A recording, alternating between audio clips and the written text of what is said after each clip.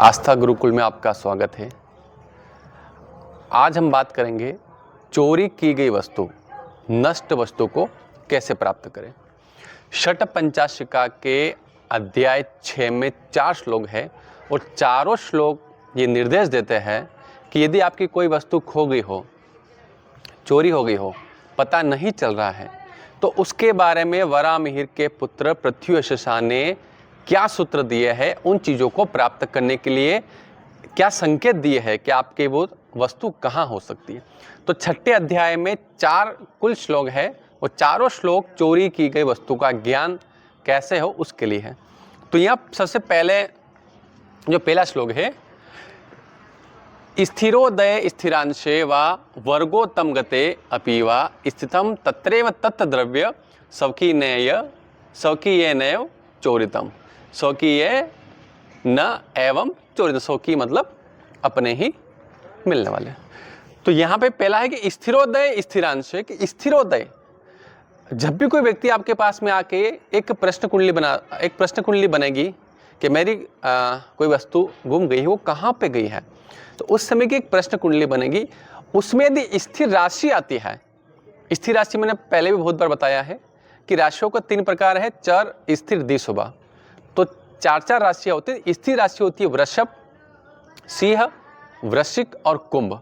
इन चारों में से किसी राशि का यदि लग्न उस समय बनता है, प्रश्न कुंडली में प्रश्न लग्न उस समय का बनता है, स्थिर राशि हो, या फिर कह रहे हैं कि नवमांश में स्थिर राशि हो, जो नवमांश बनेगा आपका उसी समय का नवमांश, वहां वो नवमांश कुंडली स्थिर राशि की बन जाए, या फिर वर्गोत्तम में, या फिर जो नवमांश की जो कुंडली जो लग्न बन रहे हैं ना, वो वर्गोत्तम हो।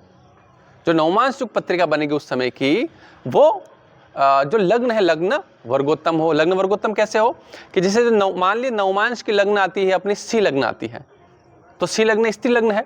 अब दृष्कांड में, दशमांश में, सप्तमांश में या अन्य वर्ग में सी लग्न की ही पत्रिका बनती है, तो उसको कहेंगे कि नवमांश की जो लग्न है वो वर्गोत्तम हो गई है। बार बार सी लग्न की पत्रिका बनती है तो उसको सी लग्न को वर्गोत्तम माना जाएगा। तो नवमांश की जो लग्न होती है, जो भी लग्न बनती है, वही लग्न बार बार अन्य वर्गों में बने तो उसको बोलेंगे वर्गोत्तम। तो 3 चीज यहां बताई गई है, स्थिर राशि हो, जन्म प्रश्न कुंडली में स्थिर राशि हो, और नवमांश स्थिर राशि का हो, या फिर नवमांश जो भी बना है, नवमांश में जो भी लग्न बनी है वो वर्गोत्तम हो। तो ऐसी तो कहते हैं कि स्थितम तत्रैव, स्थितम स्थित है, वो वस्तु वहां पे स्थित है, तत्रैव तद द्रव्यम, वह द्रव्य, तत्रैव स्थितम, तत्रैव स्थान, उस स्थान पर, तत् द्रव्यम वह द्रव्य उस स्थान पर स्थित है। मतलब आपका जो चोरी की गई वस्तु है वो वही है जहां आपने रखी, जहां आपने उसको आखिरी बार देखा है।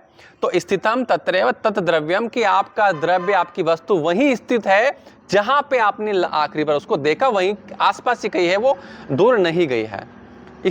लग्न यदि स्थिर है और नवमांश भी आपका स्थिर लग्न का है और नवमांश का लग्न वर्गोत्तम है, इसमें से कोई भी अगर ऐसा बैठता है तो ये बोल रहे हैं कि तत् द्रव्यम तत्रैव स्थितम, कि वो द्रव्य वहीं पर स्थित है जहां आपने आखिरी बार उसको देखा है। या फिर स्वकीय नैव, स्वकीय एवं चोरितम, स्वकीय स्वजन, आपके मिलने वाले, आपके परिजन ने उस वस्तु को चुराया है, या वो उसके अंडर में वो वस्तु गई है, ऐसा अपन को समझना चाहिए। स्वकीय मतलब के स्थिर लग्न हो तो आपके मिलने वाले ने उस वस्तु को चुराया है या उसके पास में वो है। या 2 रास्ते बताए, पहला कि ये वो वस्तु वहीं हो सकती है जहां आपने रखी हो, या फिर आपके किसी घनिष्ठ मिलने वाले परिजन ने उस वस्तु को चुराया है। अब अगला श्लोक कहता है, आदि मध्यावसानेषु दृष्काणेषु विलग्नः द्वार देशे तथा मध्य ग्रह अंते च वदेत नमः। यहां दृष्कांड की बात है। प्रश्न कुंडली जब बनेगी तो प्रश्न कुंडली के बाद में उसी समय का एक दृष्कांड भी बनेगा। तो ये कह रहे हैं कि आदि मध्य मतलब 3 दृष्कांड होते हैं। दृष्कांड मतलब कुंडली का 3 भाग, पहला भाग 0 से 10 अंश का, दूसरा 10 से 20 अंश का, तीसरा 20 से 30 अंश का। कुंडली के 3 भाग बनेंगे, तो पहला भाग, दूसरा भाग, तीसरा भाग। तो ये बोले आदि मतलब पहला भाग, मध्य दूसरा और आखिर तीसरा भाग। दृष्काणेषु विलग्न, कि लग्न में यदि दृष्कान का पहला, दूसरा, तीसरा कोई भी एक भाग प्राप्त होता है तो फल यहां दिया गया है कि यदि पहला भाग आपका दृष्कान का आ रहा है, आपकी कुंडली का दृष्कान का प्रथम भाग आ रहा है, तो द्वार देश है, द्वार के आसपास आपकी वो वस्तु हो सकती है।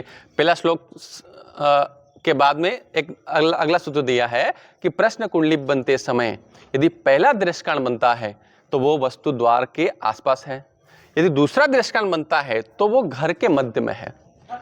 10 से 20 अंश का दृष्कान दूसरा होता है, अगर वो बनता है तो घर के मध्य में है।